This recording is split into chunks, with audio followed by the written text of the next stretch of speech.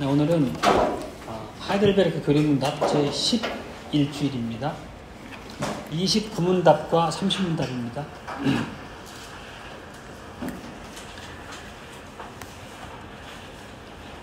29문답과 30문답입니다. 29문입니다. 왜 하나님의 아들을 예수, 곧 구주라 부릅니까? 그가 우리의 모든 죄에서 우리를 구원하시기 때문에, 그리고 그 외에 누구에게서도 구원을 찾거나 발견할 수 없기 때문입니다. 30문입니다. 자신의 구원과 복을 성인들에게서나 혹은 자기 자신들이나 또 다른 데서 찾는 자들도 유일한 구주 예수 그리스도를 믿는 것입니까? 아닙니다. 그들은 유일하신 구주 예수를 말로는 자랑하지만 사실상 부인합니다. 예수님이 완전한 구주가 아니든지 참 믿음으로 이 구주를 영접한 자들이 그들의 구원에 필요한 모든 것을 그에게서만 찾든지 둘 중에 하나만 참입니다.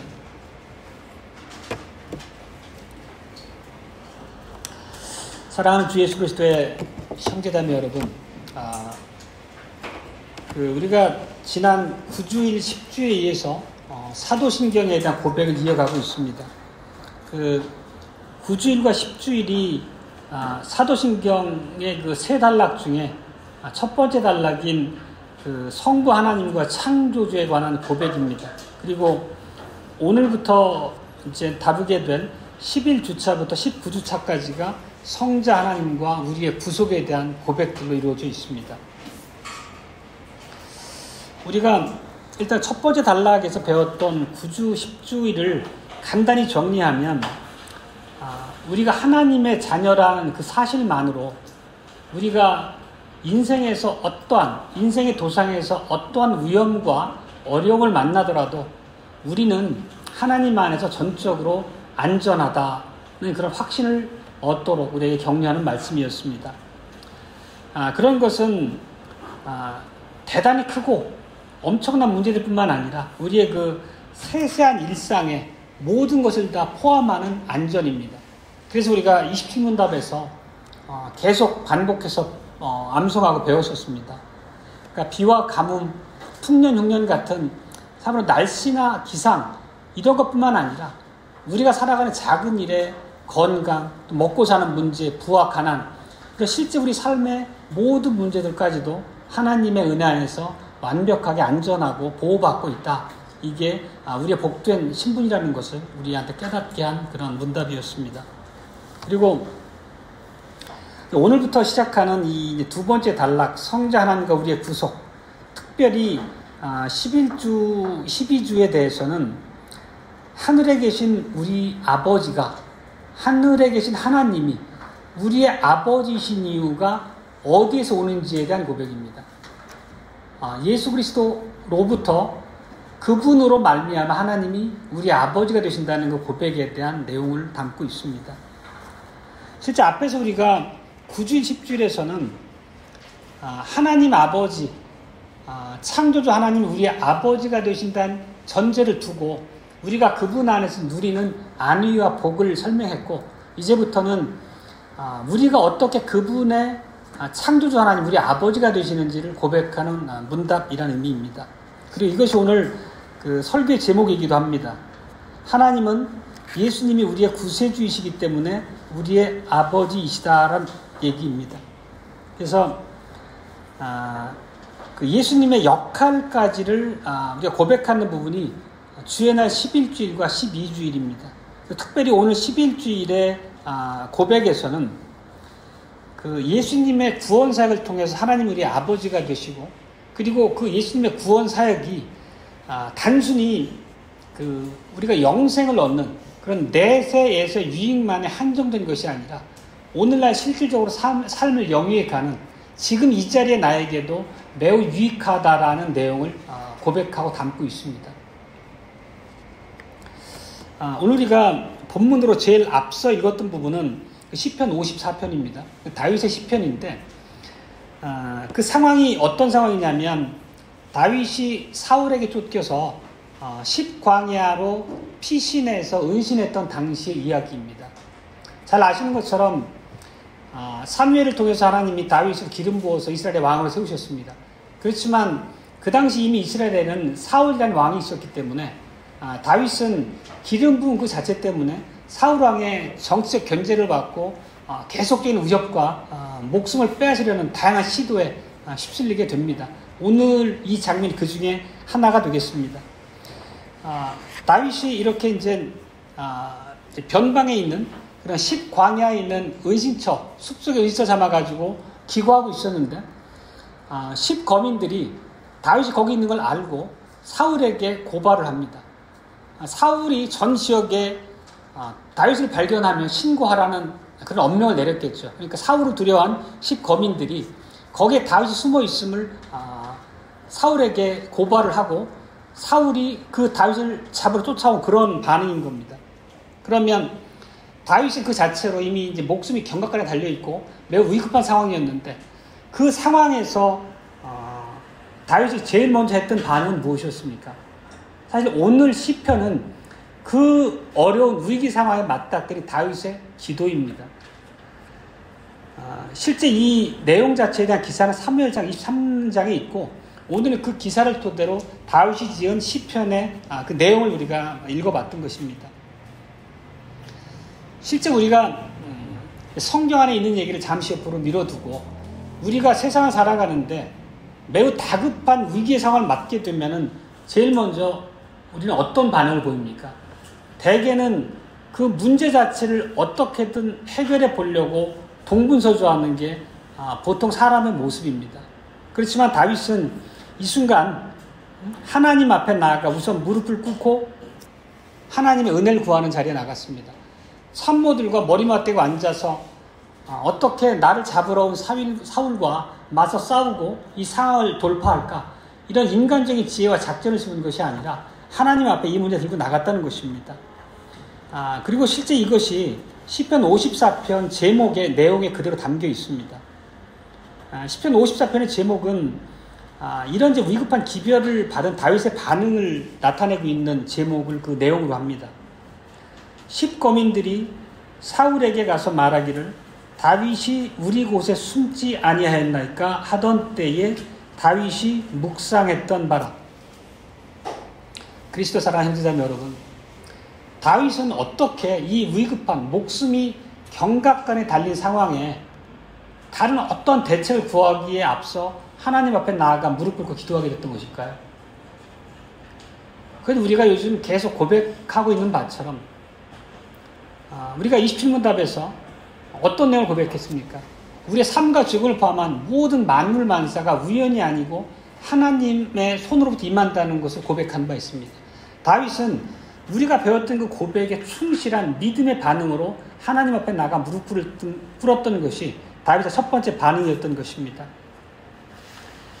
우리도 인생의 행로에서 만나게 되는 모든 위기의 순간에 이와 동일한 믿음의 자세를 보여야 하는 것이 당연하다 할 수 있겠습니다. 그리고 이 구절을 조금 더 살펴보면 이 시편에서 우리가 더 많은 것을 발견할 수 있어야 합니다. 이런 위기의 순간에 다윗은 하나님께 나와서 오히려 어찌 저에게 이런 일이 일어나게 하셨습니까? 라면서 불평하지 않았습니다. 오히려 하나님 앞에 자신의 곤고함을 아뢰고 하나님께서 자기의 억울하고 위기에 처한 이 상황에서 구원해 주실 것을 탄원합니다. 그 내용이 오늘 우리가 살폈던 54편의 1절입니다. 오 하나님이여 주의 이름으로 나를 구원하소서. 이런 특별한 순간에 다윗은 철저하게 하나님을 바라보고 하나님의 손길로 본인이 위기에서 구원받기를 바랬던 것입니다. 우리가 통상 구원 그러면 그러니까 일상적인 문제를 차치하고 그 영원한 생명을 먼저 떠올립니다. 내세를 먼저 떠올립니다. 하나님의 심판대 앞에서 마지막 처하게 될 그 멸망의 순간에 구원으로 곧장 달려나가는 것이 보통 우리들의 생각의 흐름입니다. 분명히 구원이라는 단어 자체가 이런 것을 중요하게 담고 있지만 그렇게만 생각한다면 이 구원이란 그 단어, 그걸 통해서 우리한테 주시는 풍요로움에 대한 상당히 불완전하고 부분적인 이해에 머무른 것입니다.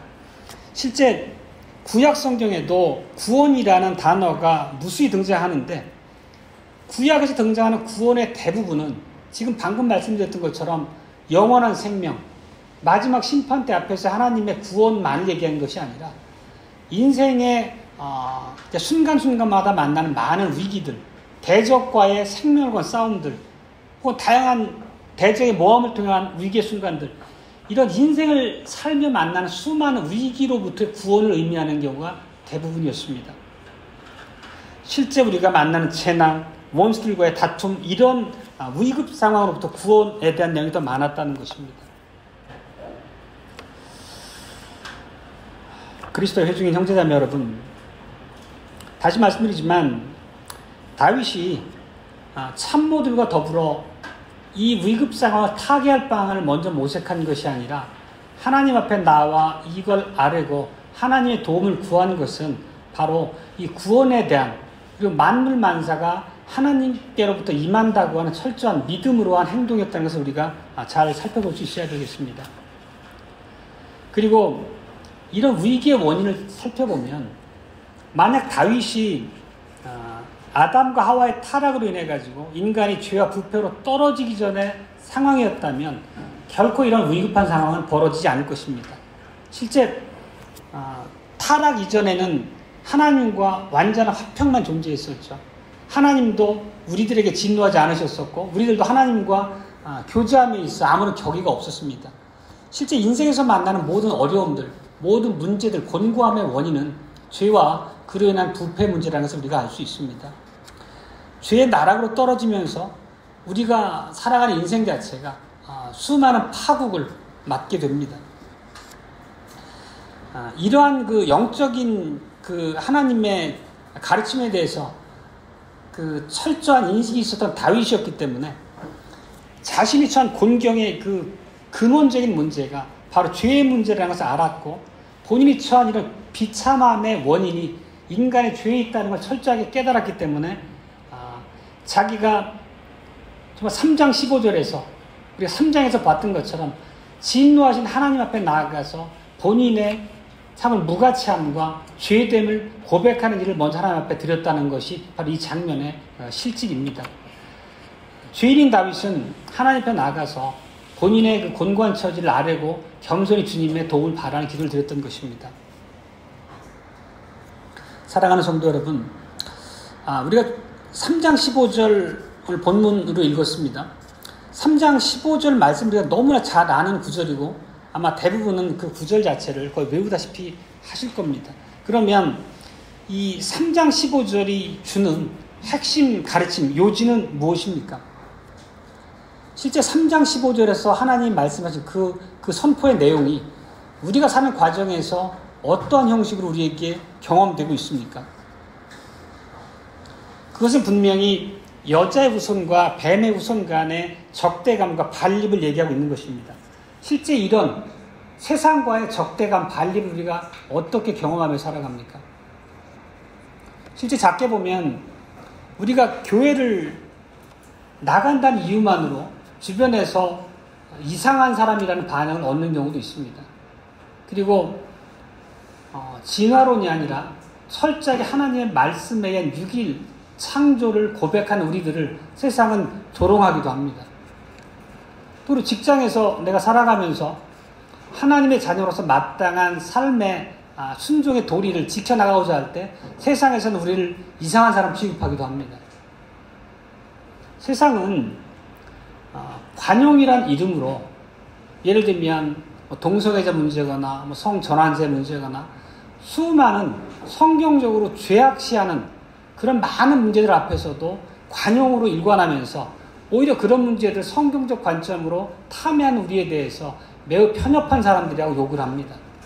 이런 게 바로 3장 15절에서 뱀의 후손과 여자의 후손의 반립이라는 것이 실제 우리가 살아가는 일상과 동떨어진 다른 문제, 상세 당시 오래전의 문제가 아니라 바로 오늘 우리가 접하고 있는 문제의 그 사실을 직시하고 있다는 것을 우리가 알아야 됩니다.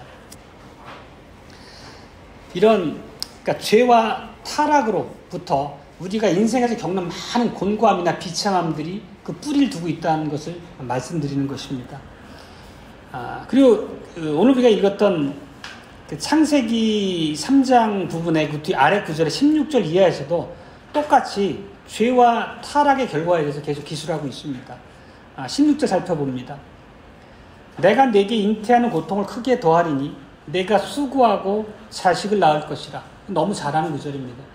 이것은 단순히 여자가 겪는 출산의 고통만 이야기하는 것이 아니고 낳은 아이가 자라가면서 겪는 수많은 불안들, 부모와의 갈등들, 그 아이가 사춘기를 겪으면서 언다가서 부모를 속썩이는 일, 이 모든 것 자체가 16절에서 말씀하신 그 내용 안에 함축하고 있는 것입니다.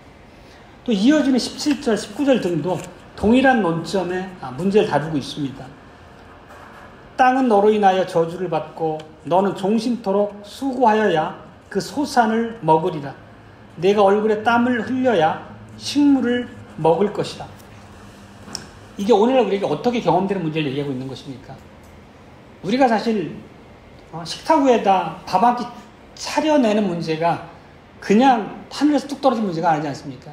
우리가 나가서 일을 해야 되고 또 우리가 나가서 마땅한 그 노동활동 통해서 많은 고난을 겪으면서 이런 상황들을 끊임없이 겪어야지만 우리가 살아가는 필요가 공급됩니다. 실상이 그렇다는 뜻입니다. 그리고 우리가 나이가 들어서 치매에 걸리기도 하고 지팡이를 짚고 다녀야 되기도 하고 이빨이 빠지기도 하고 또 많은 질병에 내몰리기도 하고 이런 모든 것들의 원인이 어디에 있다는 것입니까? 3장 15절로 돌아가서 우리가 살펴보면 그게 바로 죄와 인간의 타락으로 인한 문제라는 것을 우리한테 알려주는 것입니다. 철저하게 우리가 살아가는 인생의 곤고함의 그 뿌리가 죄에 있다는 것을 우리한테 가르치고 있는 것입니다. 이런 죄의 결과고 그 죄에 대한 하나님의 심판의 실상입니다. 이런 것들이.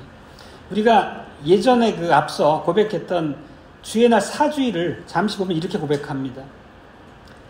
하나님은 우리의 자범죄뿐만 아니라 원죄에 대하여도 대단히 진노하십니다. 그러므로 하나님은 의로운 심판으로 이제와 영원히 죄인들을 형벌하십니다. 그렇습니다. 실제 세상에서 오는 모든 문제들은 죄와 부패가 원인이고 죄에 대한 하나님의 진노의 결과라는 것을 우리가 이미 앞서 4주에서 고백한 바도 있습니다. 형제자매 여러분, 제가 여러분에게 매우 현실적인 질문 하나 드려보겠습니다. 만약에 어느 날 갑자기 나한테 굉장히 그 중병이 찾아왔습니다. 목숨을 위협하는 정도의 중병입니다. 그럼 여러분 제일 먼저 무엇을 하십니까? 어떻게 하시겠습니까? 대개의 사람들은 질병, 몸의 건강에 위험 신호가 오게 되면 바로 의사를 만나러 갑니다. 만일 우리가 그런데 기도로 하나님을 향하지 않는다면 의사를 만나거나 약을 먹거나 단순히 본인의 인간적으로 이해하고 있는 수단을 통해 가지고 자기가 처한 그 문제를 해결하러 나아갈 것입니다. 그렇지만 방금 전에 살펴봤던 것처럼 우리가 이런 죽음 혹은 질병 앞에 맞닥뜨려 있을 때 그 자체 모든 원인, 그 뿌리는 어디 있다 했습니까? 바로 우리의 죄와 타락에 있다고 말씀드렸습니다. 하나님의 심판이 그 원인이라고 말씀드렸습니다. 그렇다면 우리가 그 문제 성격이 무엇가 됐든지 간에 인생에서 만나는 이런 어려움 앞에 봉착했을 때 하나님께 나가지 않고 그 문제의 근본 원인인 죄에 대한 깊은 인식 가운데 하나님 앞에 나가는 것보다 인간적인 방법과 수단을 먼저 강구한다는 것은 매우 피상적인 방책이라는 것을 믿는 우리로서는 정확하게 인식을 해야 합니다. 이거는 그것을 단순히 영적인 문제가 아니라 문제 자체만 매달려 있는 데서 나오는 태도인 것입니다. 올바른 태도는 우리의 죄와 타락으로 인해 진노한 하나님께 나가는 것입니다. 바로 그것이 다윗이 곤경에 처했을 때 했던 그 자세였고 그 문제의 본질을 간파했던 다윗의 참된 지혜였던 것입니다.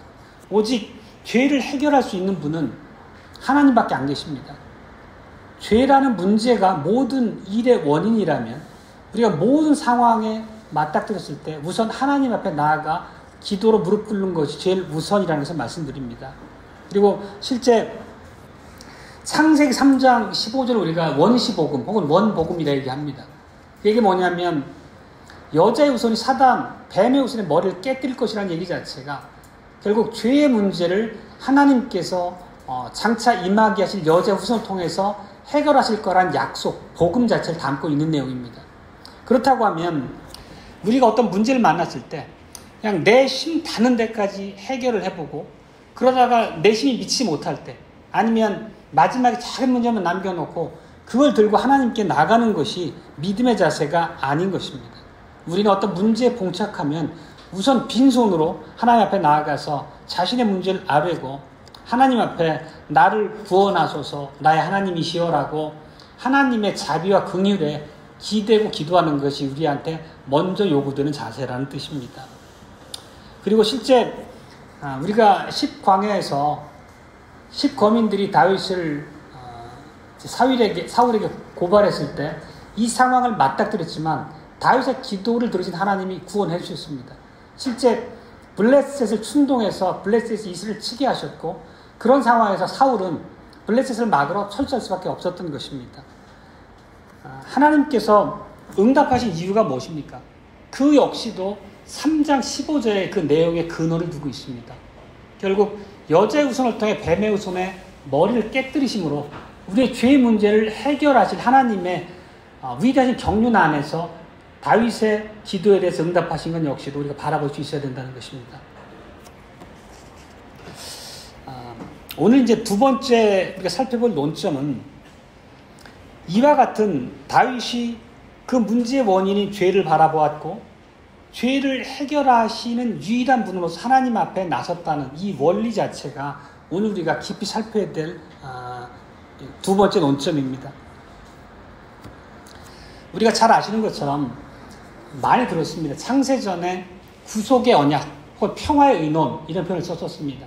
삼위 하나님 간에 타락한 인간에 대한 구속의 언약을 미리 세우시고 모든 경륜적 작전까지도 다 이미 예정하셨다는 것을 우리는 알 수 있습니다. 그리고 때가 참에 제2위에 있던 성자 하나님을 이 땅에 보내셔가지고 실제 계획했던 그런 뱀의 후손의 머리를 깨뜨리는 구원사에게 예수 그리스도가 임하게 되십니다. 그리고 오늘 살펴봤던 것처럼 예수란 이름 자체에 그 의미를 담고 있는 걸 우리가 살펴봤습니다.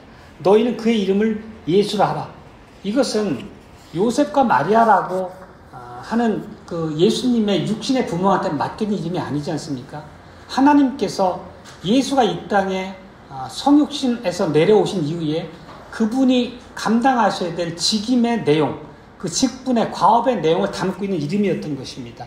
예수라는 이름 자체는 예수님이 감당해야 될 과업을 함축하고 있는 것입니다.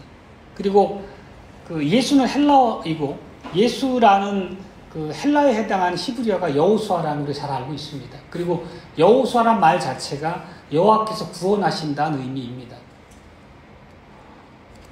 그리고 앞서 말씀드렸던 것처럼 11, 12주의 우리가 예수님 안에서 예수님 때문에 하나님께서 우리 아버지가 되신다는 고백인데 실제 12주에서는 예수님께서 이 과업을 어떻게 성취하셨는가를 배우게 됩니다. 그 다음 주에 우리가 고백하고 상고해 보도록 하겠습니다.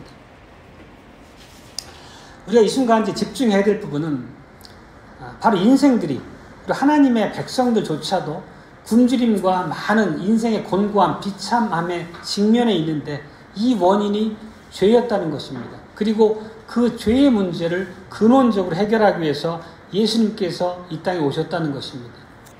예수님께서 오셔서 공생의 사역을 시작하시면서 제일 먼저 했던 여러 가지 일들이 무엇입니까?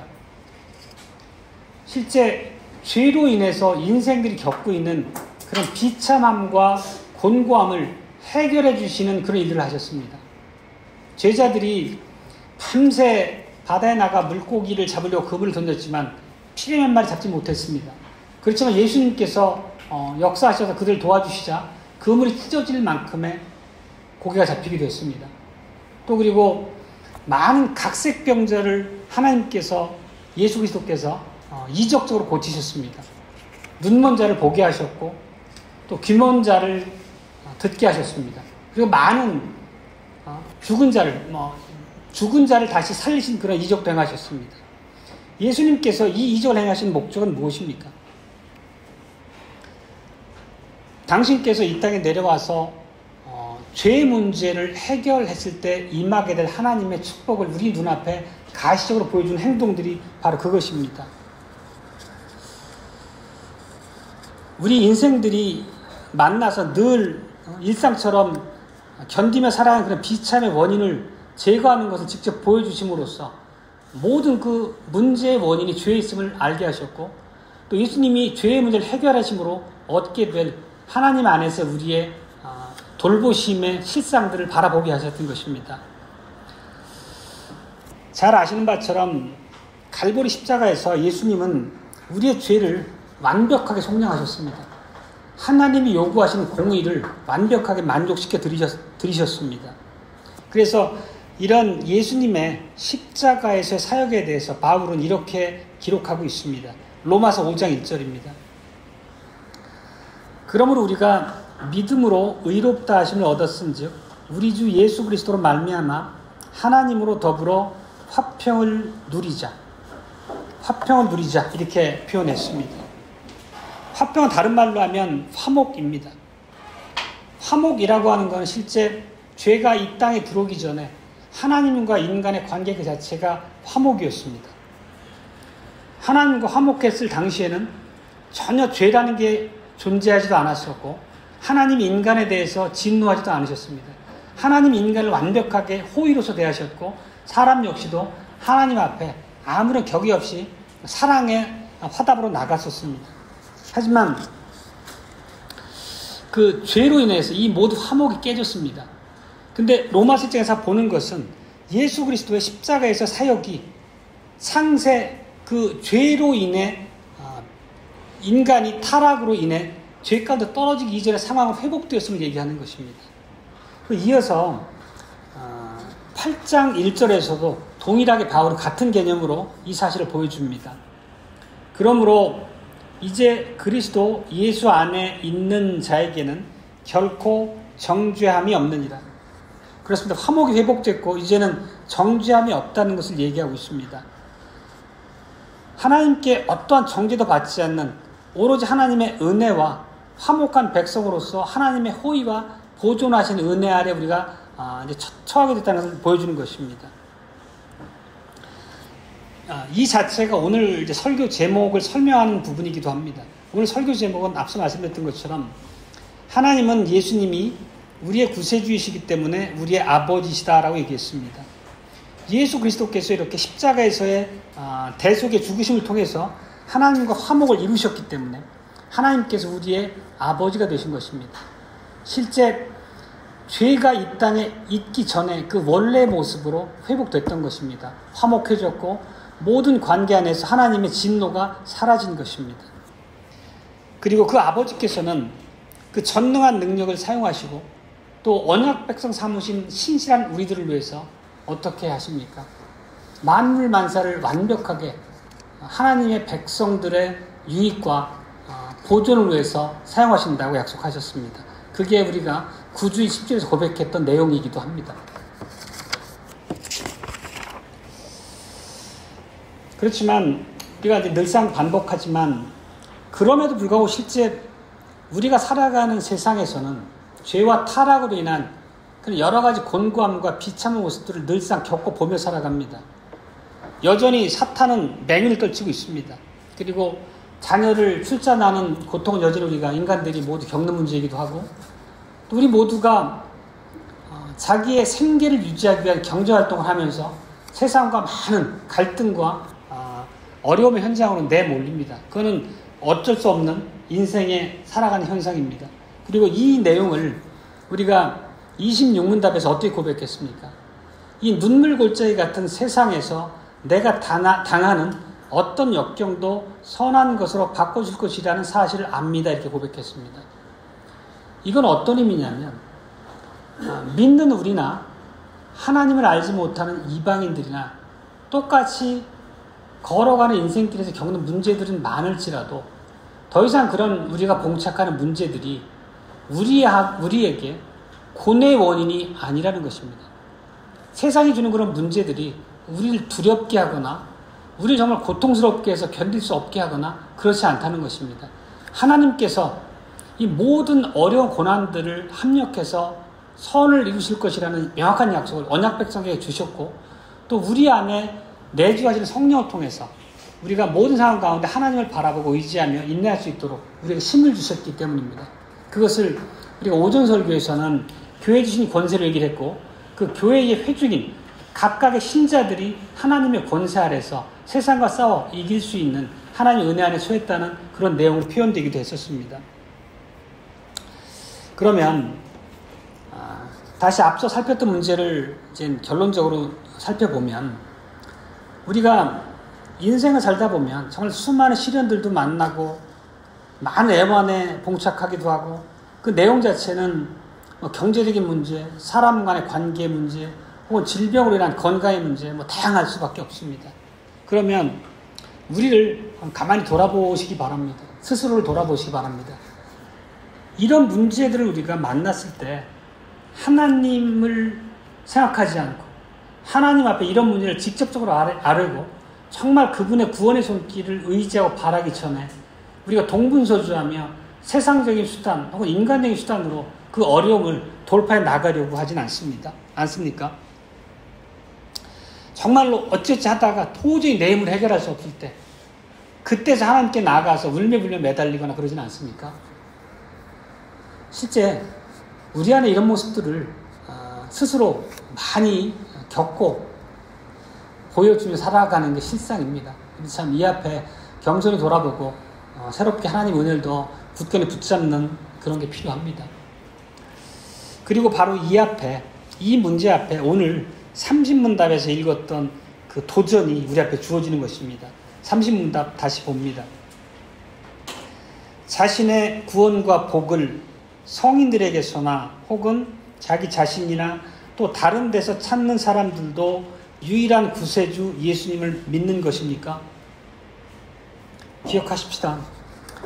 아까 말씀드렸던 것처럼 우리는 구원이란 말 자체를 가지고 바로 영생, 내세 문제로 곧장 달려나가지 않도록 해야 합니다. 말씀드렸던 것처럼 구원이란 말 옆에 어떤 말이 붙어 있습니까? 자신의 구원과 복을 이렇게 했습니다. 이 말씀 뭐냐면, 복은 영어로 표현하면 웰빙입니다. 이건 단순히 하나님의 구원이라는 것이 우리의 영혼의 구원, 내세 하나님의 심판대 앞에서 우리를 지옥이 아니라 천국으로 이끌어 주실 그 마지막 순간에 하나님의 히든카드가 아니라는 것입니다. 우리가 살아가는 오늘날 실제 구원의 손길이 우리한테 임하는 것이고, 우리가 겪는 많은 고난 앞에서 하나님 구원으로 우리를 지키신다는 얘기를 하는 것입니다.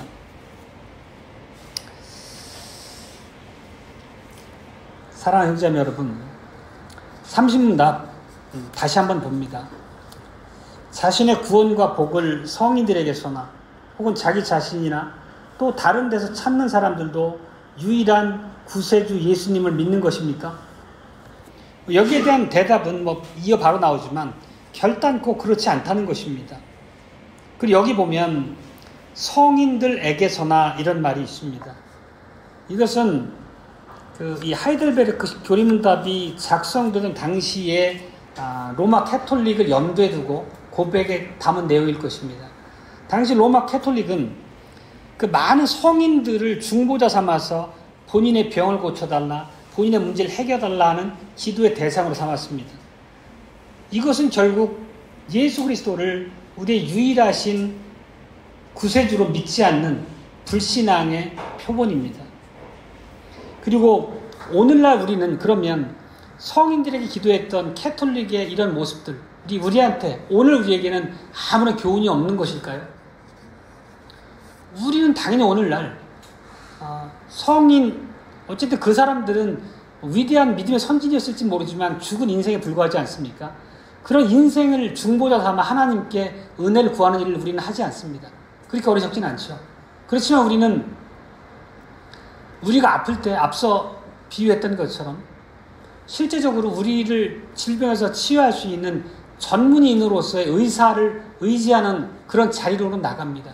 하나님을 바라보고 그분께 도움을 청하기보다 의사를 먼저 바라보고 인간적인 방법으로 그 구원의 방식을 원하기도 합니다. 그렇죠. 이것은 과거 캐톨릭의 신자들이 성자에게 성인에게 기도했거나 우리가 오늘날 하나님을 전혀 의식하지 않고 의사에게 나가는 거나 그 불신앙이라고 하는 근본 원리는 다르지 않습니다. 여러분 오해하지 마십시오. 이 얘기는 여러분이 의사에게 가지 말라는 얘기가 아닙니다. 우리가 문제를 만나서 우선적으로 어떤 믿음의 자세로 하나님과 관계해야 되는가를 계속 교훈하고자 하는 것입니다.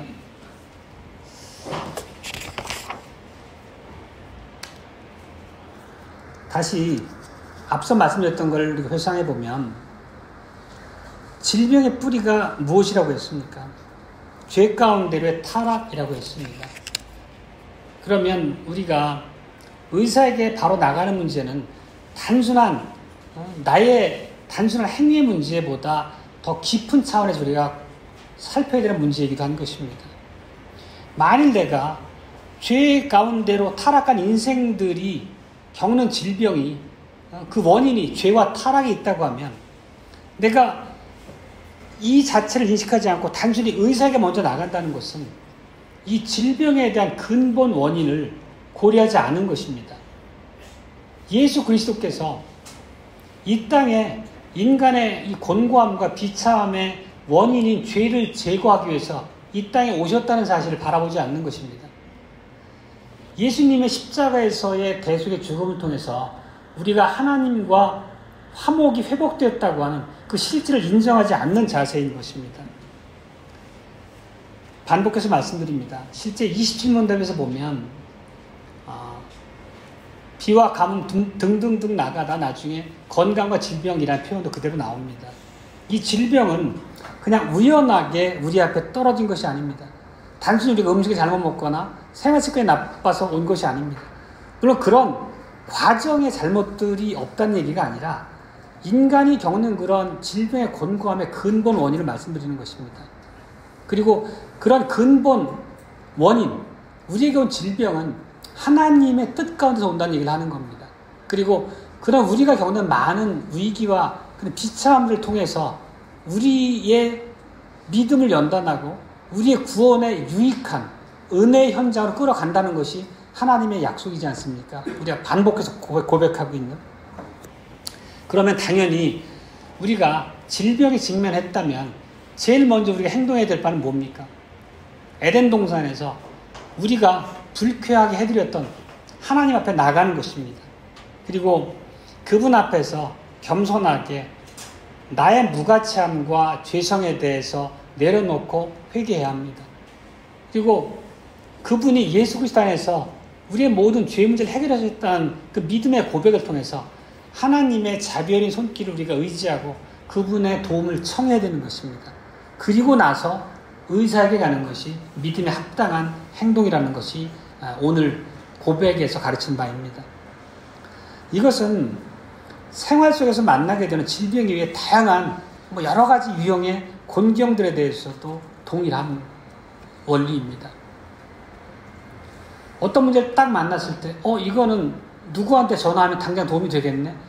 이런 인간적인 생각과 본인의 경험적인 판단에 맡겨가지고 그 문제를 바라볼 것이 아니라 그 문제 이면의 근원적인 그 뿌리를 생각하고 하나님 앞에 겸손히 나가라는 얘기를 계속 반복하고 있는 것입니다. 우리가 도울 누군가 인간적인 도움을 찾기 전에 하나님을 바라보라는 얘기입니다. 말씀을 정리하고 맺겠습니다. 예수 그리스도께서는 우리의 주님이십니다. 우리의 구세주이십니다. 그분께서 우리를 구원하셨다는 것은 우리가 안고 있는 이 근원적인 죄의 문제를 해결해 주셨다는 것입니다. 그것은 우리를 하나님의 언약 백성으로서 영원한 생명으로 이끄는 그 근본적인 구원뿐만 아니라 우리가 살아가는 일상적인 곤궁한 원인들도 모두 그분 안에서 제거됐다는 것입니다. 그럼에도 불구하고 우리가 살아가는 인생 도상에 남아있는 이런 어려움과 고난들은 우리의 유익을 위해서 우리를 연단하고 믿음 가운데 성장하도록 우리를 다듬어가는 하나님의 손길이라는 것을 우리가 구별해서 알아야 됩니다. 세상 사람들은 그런 어려움을 만나면 툴툴거리고 자기 인생을 비관하기도 하고 자기 연민에 빠지기도 하지만 하나님의 백성된 우리는 그런 곤궁함들을 대하는 자세가 전혀 달라야 한다는 얘기를 드리는 것입니다. 참으로 이런 우리가 고백을 통해 배우는 이런 말씀들은 우리에게 참으로 놀라운 위로와 격려가 됩니다. 그리고 이제 우리가 때를 정확히 알 수는 없지만 얼마 있지 않으면 예수 그리스도께서 하늘 구름을 타고 이 땅에 다시 오신다고 약속하셨습니다. 그분께서 재림하실 때에 우리가 겪는 이런 성도로서의 모든 그런 눈물, 어려움, 곤고함 이런 것들이 깨끗이 사라지게 될 것입니다. 더 이상 고통도 없을 것이고 완벽하게 하나님의 호의 안에서 우리는 충족한 삶을 살 수 있을 것입니다. 이게 그분의 구원의 진실된 의미이기도 합니다. 그때가 되면 오늘 우리가 이렇게 하나님의 약속들 안에서 어려운 과정에서 겪는 그런 소소한 기쁨과 소망들이 더 완전해질 것입니다. 우리는 말씀을 맺습니다. 우리는 우리의 완전하신 구세주신 예수 그리스도 안에서 오늘 그 영원히 또 그분 안에서만 우리의 모든 필요를 의지하고 구해야 할 것입니다. 우리가 인생에서 그는 모든 순간들이 우연이 아니라 아버지의 부성어린 손길로 예수 그리스도 말미암아 우리에게 유익한 격을 내기 위해서 온다는 하나님의 약속에 대해서 추호도 의심 없이 우리가 인내하며 하나님을 바라보며 살아야겠습니다. 아멘.